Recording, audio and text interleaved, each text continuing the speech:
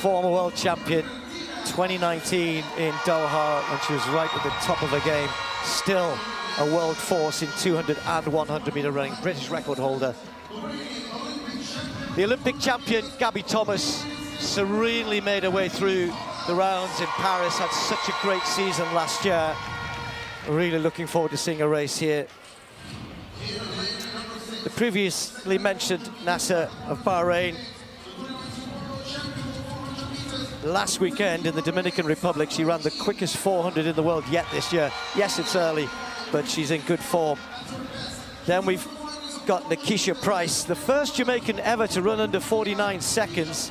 And again, a pretty decent 200 meter runner, but this is not her main event. Same for Alexis Holmes. Her top 9 times out of her top 10 were all set in 2024. So an improving athlete. 25-year-old, as I said, come over after the World Indoor Championships in China. Well, Paulino, who moved to the 400, I guess probably in around about 2020, and has dominated that event, certainly last year. Talitha Diggs in lane 2. And then Stacey Ann Williams of Jamaica. Fresh from a new indoor 400 personal best. Lane 1 maybe tough in this 200 then.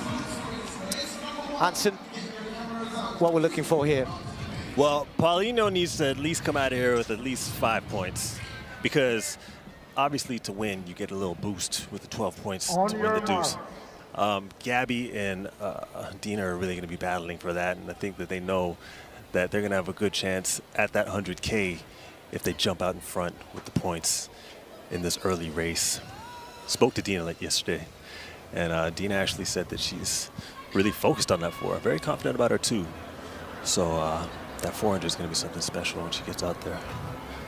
Dina Asher-Smith in lane 8. Gabby Thomas, Olympic champion, in 7. Safety away first time. Asher-Smith got out pretty good. Nasser just got left a little bit. You'd expect that by the 2 sprinters on the outside. But it's Gabby Thomas around the top end, who's just got half a metre on Dina Asher-Smith. And Thomas normally starts to go away from this point. Nasser running well in 3rd at the moment. And then there's a battle with Paulino charging down the last 30-40, but it's going to be Gabby Thomas. Asher-Smith might just hang on here. It's Gabby Thomas, but Paulino with a real surge, taking 2nd place, and that will be really, really significant.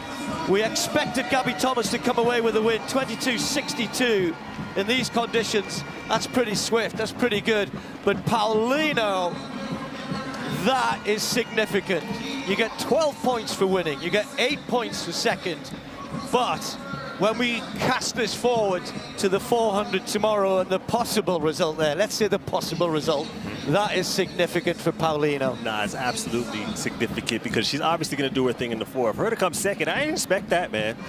Gabby getting 1st place obviously makes sense. She's the Olympic champion, but for Paulino to come out of there with those extra points, she's going to end up having a good chance at that 100K. Dina always runs a pretty good turn, transition at the home straight here. Gabby Thomas just moved away, just got that gap, and it looked as though Dina was rallying again here.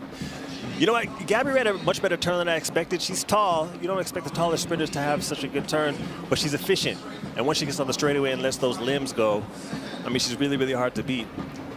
I expected it to be a lot tighter with her and Dina. And that wasn't the case, but Paulino coming 2nd in that race, I think, is the big story. Well, and so much hype has been on Gabby Thomas since the Olympics, and then since she announced early on that she was going to be running this series of Grand Slams. So look at that huge smile. She must feel really good breaking the tape. You know what? Well, you know, the expected winner, but not expected 2nd. Let's just check the result there. 22.62, as I mentioned, 22.93. It's the season's best because she hasn't raced yet for Paulino. Right. But the more significant thing for her is finishing 2nd. Dina Asher-Smith took 3rd spot. Lower down, Nasser as well. You know, 4th, good points for her. Bronze medalist at the World Championships.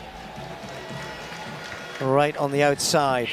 Then Adranette Knight, Jamaica, again, with such good heritage in this event. It's always hard just to make the Jamaican team for the Worlds or the Olympic Games. She just missed out last year.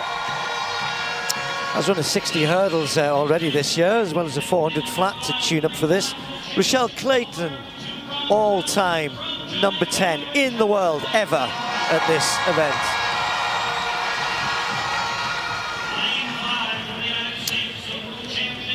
Well, Clayton got a great cheer. McLaughlin-Levrone, I'm sure the Jamaican crowd will give her an equally good welcome. Superstar of our sport.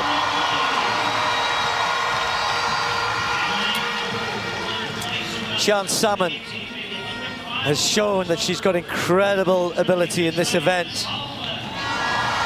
52.97, under 53 seconds, which is real high up world class. That was last year in Zurich. Kathleen Peters, the Dutch athlete who's again just come from the World Indoors, where she helped the Dutch to gold medal in the 4x4 relay. She ran the third leg, handing over to Femke Bol, often the challenger to Sydney McLaughlin-Levrone, and indeed a little while ago Dalilah Muhammad. So Muhammad on the inside in lane 2. We only have 7 athletes in this particular race. Wouldn't it be great to see Muhammad kind of rediscover some form of old in what she's already said is her final year? It would be. So the last person to beat Sydney McLaughlin. And it took a world record to do it. The last 2 times she beat her world records. So you know what it takes to beat her. See what happens today. So McLaughlin-Levrone in lane 5. Clayton and Knight, the 2 Jamaicans, in 6 and 7. Salmon also in 4. Sydney McLaughlin starts pretty quickly as expected, but Rochelle Clayton's holding her through the first hurdle, just maybe a meter or so, not even that. The 2 of them going down the back straight, almost stride for stride, although McLaughlin-Levrone just forging ahead down the back straight into 200 meters. Clayton going well, others just starting to falter a little bit. Salmon a long, long way back. Dalilah Muhammad trying to work hard in lane 2 to get on terms. Clayton doing a level best to hang on to the American here, but McLaughlin-Levrone doing what she does best. Clayton just faltered off that one. Dalilah Muhammad moving through in lane 2 as well, but they're a long, long, long way behind. McLaughlin-Levrone over the last hurdle. Storms on now, just watch the clock here. See what she's going to give us here in Kingston. 52.76. Muhammad with an excellent run in lane 2 to take 2nd spot. And others perhaps suffering from going out hard with the best in the business. Really, really strong performance. Okay, this is the result we expected. I thought Muhammad ran really well to come through in 2nd place. Not easy necessarily in lane 2. So the Americans getting a 1-2. Almost days of old there. Yeah. Well, this is the fastest time ever run in April that Sydney got. I was wondering if she was going to get the fastest time ever run on Jamaican soil, just outside of that. Held by Rochelle Clayton, who's in this race. But Sydney's a special 400-meter hurdle runner. She alternates for 7 hurdles, running 14 strides between, which is pretty unheard of. You got to be moving to be able to do that. Coming home, she'll let her stride shorten up a little bit, but she was clear of the field. I was pretty sure she was going to take it easy in this first race, because early season, she knows she doesn't have to do much to win. And then she can try and put something down in that 400 tomorrow to secure the bag. But ultimately, at some point, I want to see her cross over with some of the faster women in the 4, you know? It's a measure of her ability. There's so many women in the world would dream of running 52.76, and she can make that look workmanlike, with everyday performance, just easy, just comfortable. She was looking at the clock. I don't think she thought maybe she'd gone a bit quicker. It looked like a stroll. Well, it's been fast in Miami. Are we going to end up in day 2 with another very quick sprint race? 200 meters. They've got a slight following wind. It's all beautifully set up here. 8 points for Tamari Davis from that 100. Look great. Can she produce something in the 200? Can Melissa Jefferson Wooden take the slam again against the better 200-meter runners this time? We've had additions to this. Great race. Daryl Nita is one of our racers and knows that she really needs to step up here if she wants to get in amongst the big money. The Brit is certainly capable of doing that. Brittany Brown, medalist in Paris, medalist at the World Championships back in Doha 2019, running well. wasn't as sharp in the 100 as she would have liked. Was Gabby Thomas close enough? She was 4th. Big favourite to win this 200. What happens behind her if she does win? Where do the others finish? How many points are they going to get?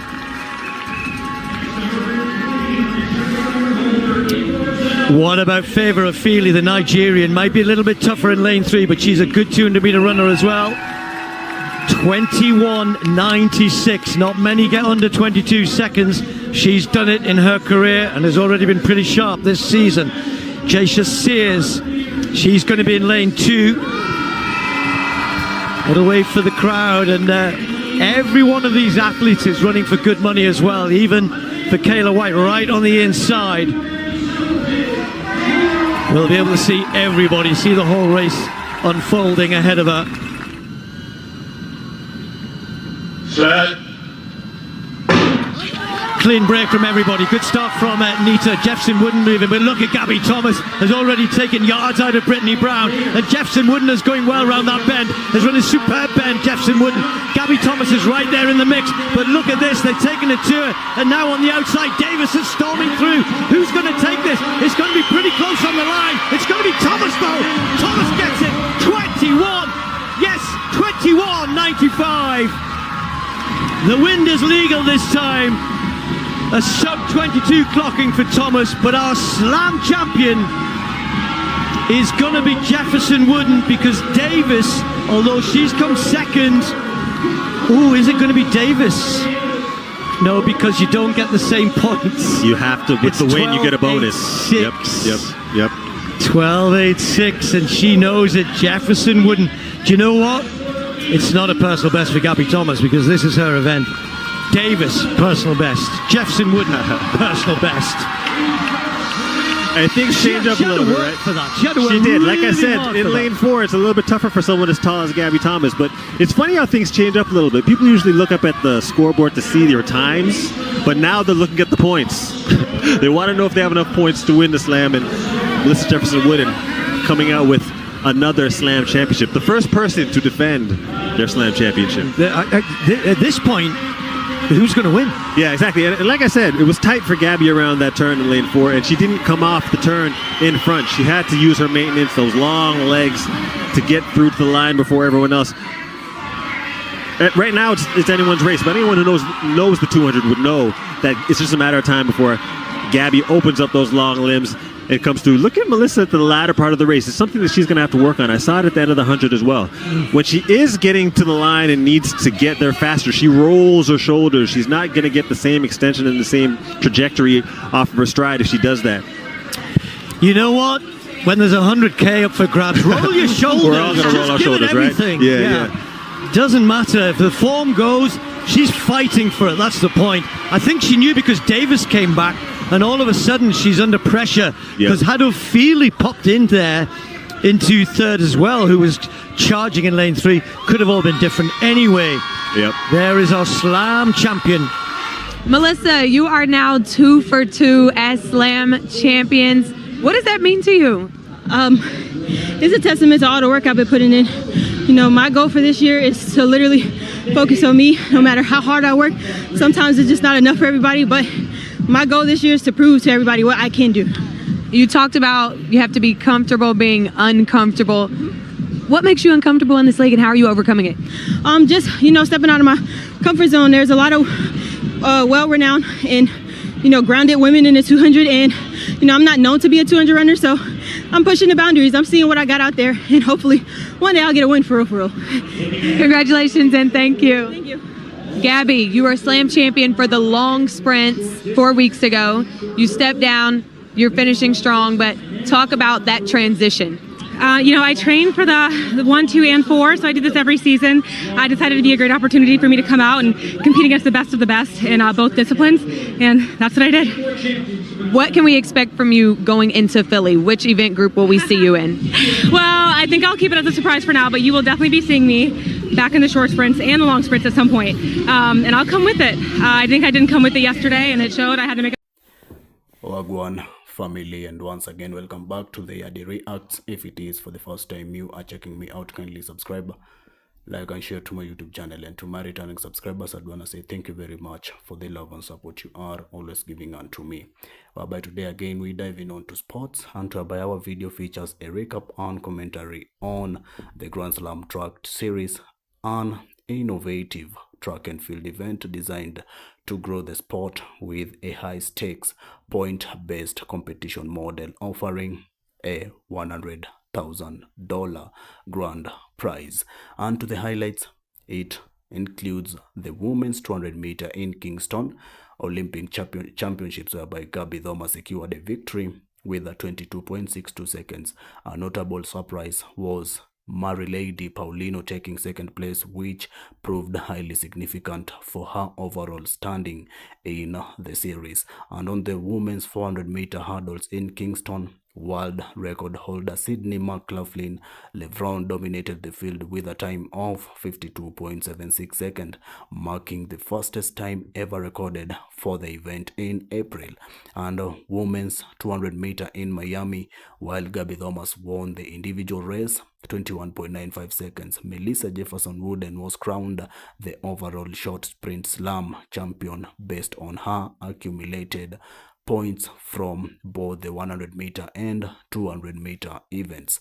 And our video again provides a breakdown of the unique points based format of the series and explores how this structure encourages strategic performance across different meets.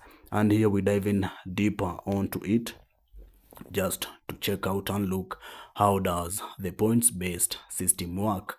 The Grand Slam track series utilizes a strategic point-based system designed to reward consistent performance across multiple events. Here is how it functions, and one of the points is points per race.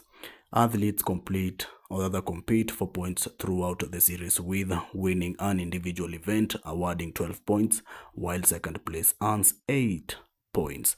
And to the combined performance, instead of focusing on a single race, athletes earn points across a combination of events within their specific discipline group. And to the winning bonus, securing a win in an event provides a significant bonus that contributes towards an athlete's overall total. To the determining the champion, the title of slam champion is awarded to the athlete who has accumulated the highest total points from their combined performances across the full series. And this format means an athlete can win an individual race like Gabby Thomas did in the 200 meter, but another athlete might still be crowned the overall champion if they have a stronger aggregate performance across all events in their category. And why is the Grand Slam track series unique? In this case, the Grand Slam track series is unique mainly because of some different points, and one of them, it is considered unique because of its innovative format designed to grow the sport of track and field. Its key features include high stakes competition, whereby the series provides a $100,000 grand prize for top competitors, creating significant financial incentives for elite athletes. And to the strategic point-based system, athletes accumulate points across multiple events rather than relying on a single race. Winners receive 12 points and second place finisher earn 8 points. This structure encourages athletes to perform consistently across different meets and discipline. To the modern engagement, the series offers a fresh and compelling format for fans to engage with the world's best athletes, acting as a catalyst for the sport's development. And yeah, that's why it is, unique for the Grand Slam. And what are the benefits for the athletes? Onto the Grand Slam track series provides several key benefits for elite athletes, and one of them is the significant financial rewards. Athletes have the opportunity to compete for a substantial $100,000, as I told you earlier on, grand prize, offering a strong financial incentive for top-tier performance throughout the season. And there is the increased earning potential. By competing in a series format with a point-based system, athletes can maximize their earnings through consistent high-level performances across multiple events rather than relying solely on single race outcomes. To the competitive development, the series act as a catalyst for the sport's development, providing a high-stake professional stage for the world best to compete, engage with fans, and test their skills against top-tier rivals in fresh, compelling formats. And again, just to look on how are points calculated in the series, just in case if you did not get the points clearly, the Grand Slam track series uses a strategic point-based system to reward a consistent performance across multiple events.